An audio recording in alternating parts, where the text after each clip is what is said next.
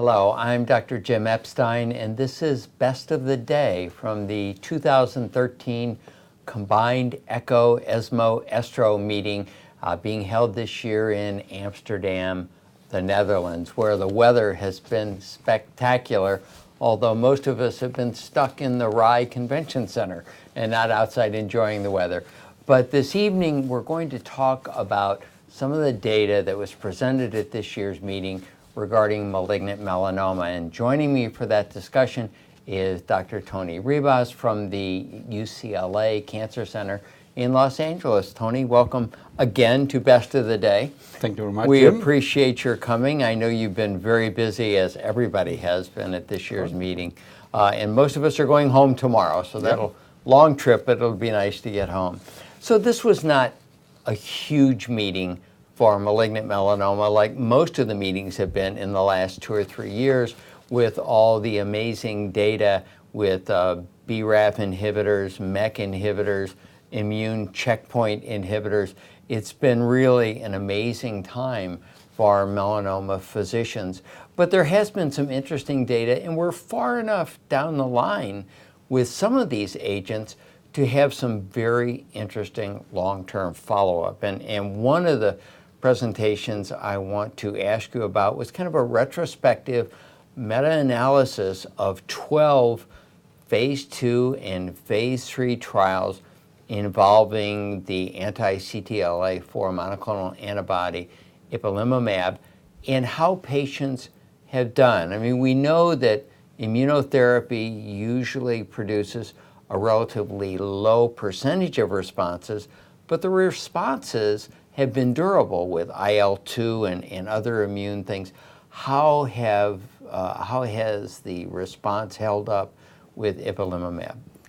Jim, by having these therapies and being able to follow up long term, we're now seeing what is the real impact of them. And there were 2 important presentations of follow up of studies of ipilimumab, the one talking about the meta-analysis of different trials, and then another the follow-up of the patients who were on one of the pivotal trials where ipilimumab was given with the carbazine compared to the carbazine. Right. And it's telling us that after 2 to 3 years, patients who are on response, they continue on response. The survival curve plateaus at that time.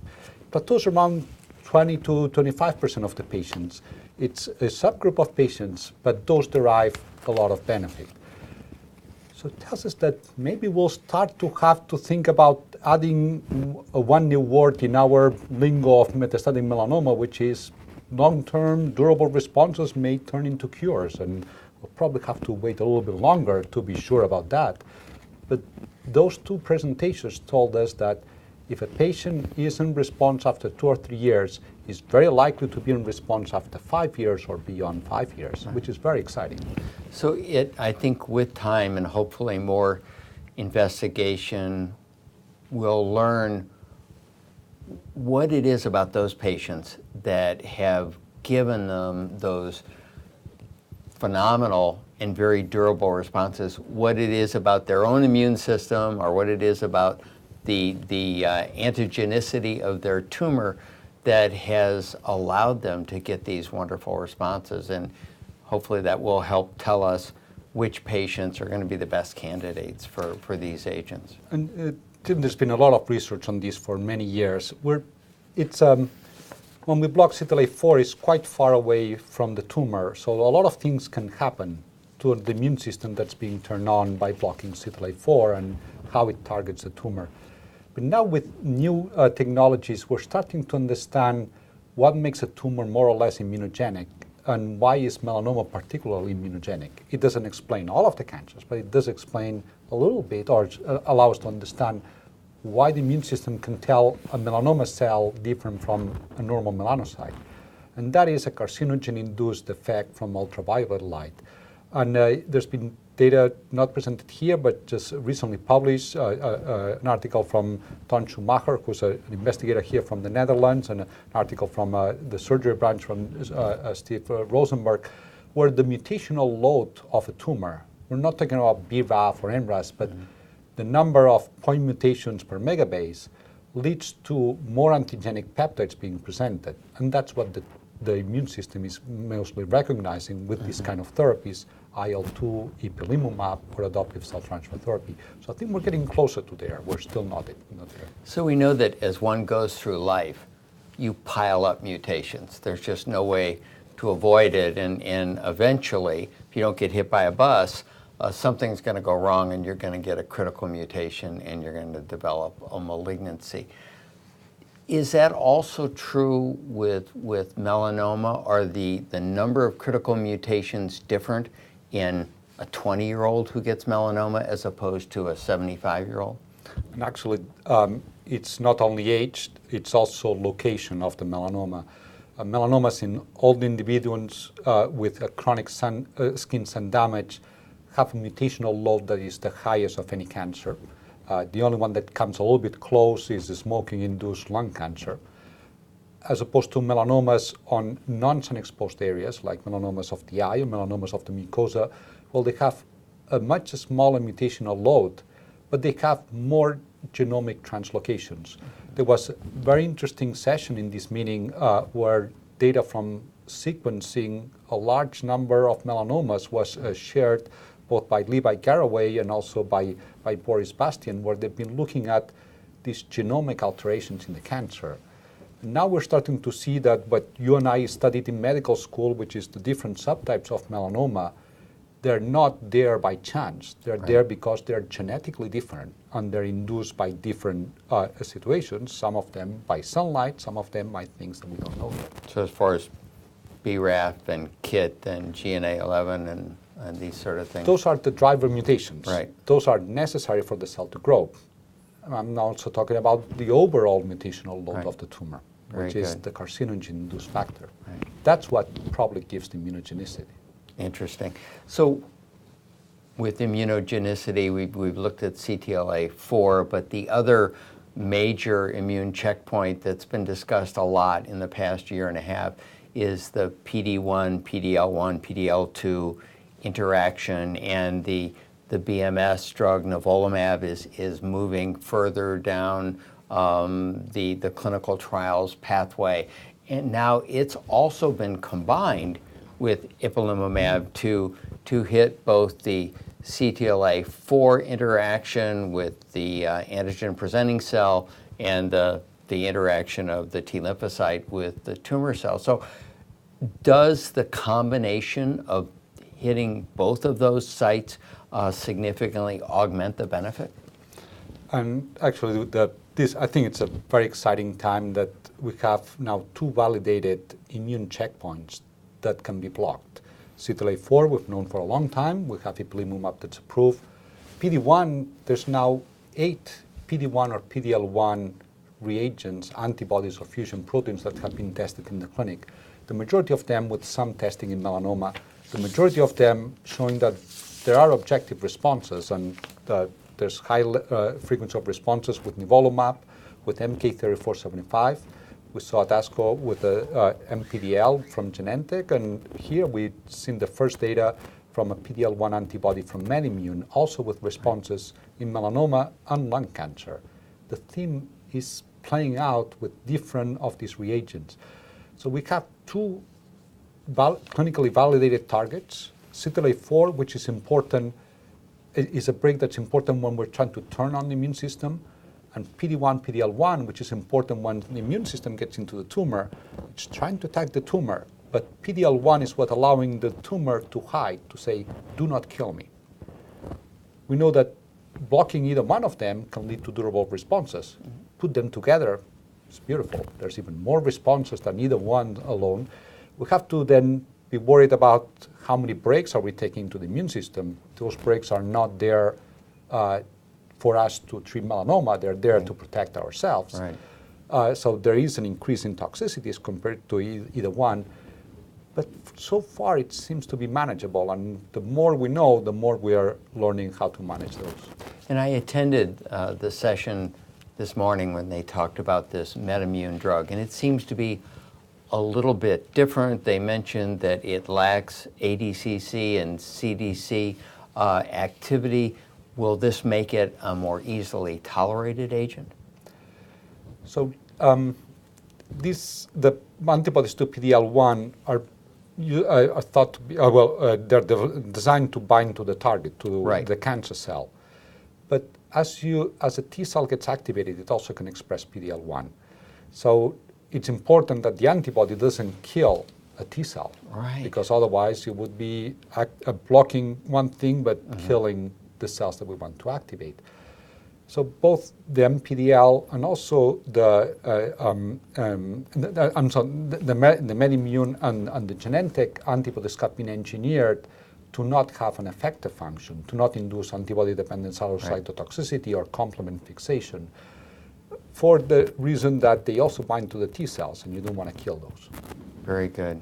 Well, let's talk a little bit about what is changing with those patients who have the BRAF V600E mutation, and that's about 45–50% of melanoma patients. Vemurafenib is available now. Dabrafenib has been rapidly moved through and is now also FDA approved. But at the same time, the MEK inhibitor trametinib was also approved. And now at this meeting, there was a study presented. There was a combination of the two Genentech drugs, vemurafenib and their MEK inhibitor, cobimetinib. So how does that data look? How does it compare with the combination of the two GSK agents? And what do you see as the role of those combinations as opposed to sequential therapy? Again, the biology is guiding what we're doing in the clinic. If we block BRAF, we get, we've been known for a while that we have unprecedented responses in this disease, but that's as long as the melanoma doesn't find a way to regrow. The majority of mechanisms of melanoma regrowth while receiving a BRAF inhibitor, vemurafenib, dabrafenib, single agents, are reactivating MEK, and MEK is immediately downstream of BRAF. So there's a series of MEK inhibitors, and that has already been tested to either treat resistance, where we can get proof of concept that you can treat some of the resistance mechanisms. But it's much better if we prevent resistance. And giving it up front, as was demonstrated first with the dabrafenib and trametinib, but it's now in phase 3 clinical trials, there seems to be a better initial response and more durable response. And something that probably not that many people anticipated, there was less toxicities. Because a MEK inhibitor takes away a pharmacological property that BRAF inhibitors have, that in cells that are wild type for BRAF as opposed to mutated, and the wild type cells are all over our body, they induce the pathway in something called a paradox or paradoxical activation. Well, a MEK inhibitor takes that away, so the side effects from a BRAF inhibitor decrease. The squamous cell, hyperproliferative skin processes, arthralgias, a series of quite bothersome side effects. Now we have the data from another combination of BRAF and MEK, vemurafenib and cobimetinib, and we've seen that study that there's a very high response rate. With the waterfall plot that was presented by Graham MacArthur, there was all of the patients had a shrinkage of disease. 85% of them had an objective response by RECIST criteria. There's one detail there, which is that only 17% of the patients had a high LDH in that study. So it seems to have been maybe a better prognosis. Yeah, better prognosis. So we cannot compare side by side one drug development from the other. It tells us that it validates that putting BRAF and MEK together is a great step forward, more responses, more durable, and less toxicity. And less toxicity. So it's a dream come true. Absolutely. But if you use, two forms of vertical inhibition in one pathway, are you going to upregulate a parallel pathway, such as the PI3 kinase AKT-mTOR pathway? And we've seen a little bit of data presented on this at the group from Dana-Farber, Levi Garraway showed exome sequencing on acquired resistance tumors, and there are acquired resistance mutations in PI3 kinase and PTEN that may turn on that pathway.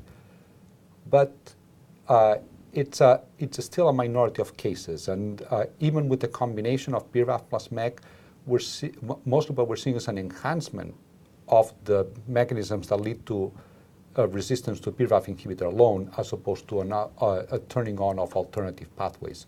There were 4 cases that were discussed with mechanisms of BRAF amplification, BRAF splice variants, NRAS or MEK mutations, all of them bringing us back to the same pathway. Right.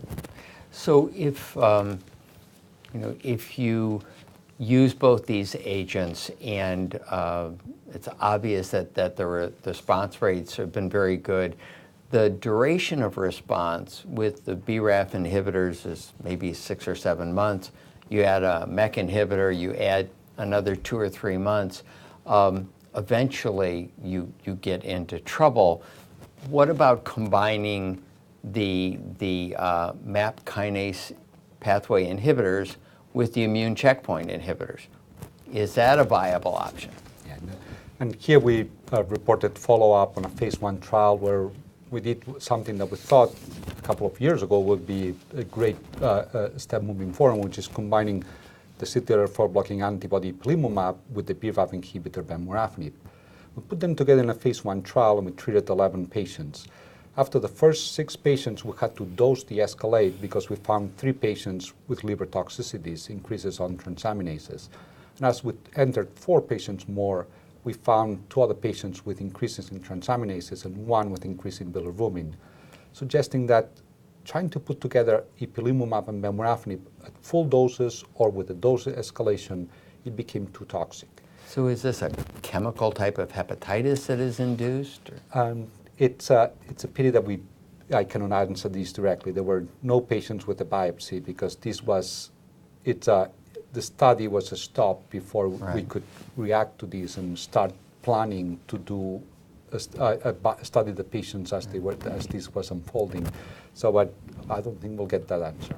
So just because you have 2 effective agents doesn't mean they should be combined. And if they are, they have to be within a clinical trial with everything controlled. So there was a session this afternoon that unfortunately I did not get to stay for the entire session, but it was looking at resistance mechanisms of these novel agents that have been developed, the immune checkpoint inhibitors, the BRAF and MEK inhibitors. Is the knowledge about what is leading to resistance and hopefully will lead to mechanisms to control the resistance, is that expanding at a reasonable rate? I think so. I think it's going actually really rapidly, and the drug development is catching up. With BRAF and BRAF plus MEK inhibitors, most of the problem is acquired resistance, meaning that the majority of patients will be sensitive initially, and then the tumor will find a way to regrow. It's something we are starting to understand, and we'll understand even better what's happening, what's allowing those tumors to regrow. As opposed to immunotherapies, ipilimumab or PD-1 or PD-L1 antibodies, where the main problem is innate resistance, is the patients who don't respond at all, as opposed to a response and progression, as we discussed with the first presentation of the durable responses once there's a durable response, or Jim, as you know well, with the high-dose IL-2 experience, where there is a response that tends to be durable. Right. So there we have to focus on the innate resistance as opposed to the acquired resistance. Very good. What about the uveal melanomas? These are uncommon but very nasty. They have a tendency to spread to the liver, and they've been characterized by c-KIT mutations. Is this the same? GNA2 and GNA11. Oh, so they're, okay, so is it the mucosal ones that are? Mucosal is c-KIT. Yeah. c-KIT. So with the mucosal melanomas, and I know these are pretty uncommon, do the typical c-KIT inhibitors like imatinib and nilotinib and others, are they effective agents? They're effective in particular mutations, but there's an array of mutations in c-KIT, not a little bit similar to GI stromal tumors. As we look for them, they are not that common, so it's probably less than 1% of the total population, and even with the looking for just patients with mucosals is probably around 10% of those. The responses have not been as good as BRAF inhibitors, which suggests that those tumors probably have several signaling pathways, and we're not just working on the one thing that makes them grow. And then what about the uveal melanomas? Are agents being developed to block the products of this mutation? So GNA2 and GNA11 are small GTPases. They're similar as RAS. There's not been a way that has been found to drug them. So it's mostly, as you say, trying to target downstream. There was some data presented about MEK inhibitors, although it's further downstream. There's PKC inhibitors that are being tested.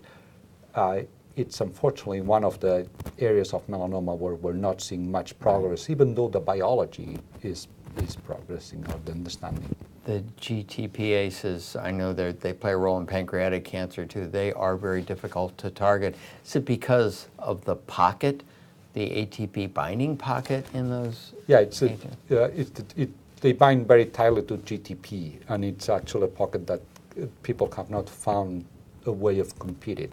Yeah. So it's a different enzymatic activity. Difficult. All right, great. Tony, thank you very much as always. Very I've much. learned a lot. I hope all of our viewers have learned a lot too. We appreciate you coming, and I hope you have safe travels home. Thank you very much. Very good. And thanks to all of you for watching this segment from Best of the Day at the 2013 Combined ECHO-ESMO Estro meeting in Amsterdam. We hope you will check back with us for further discussions. Thanks again.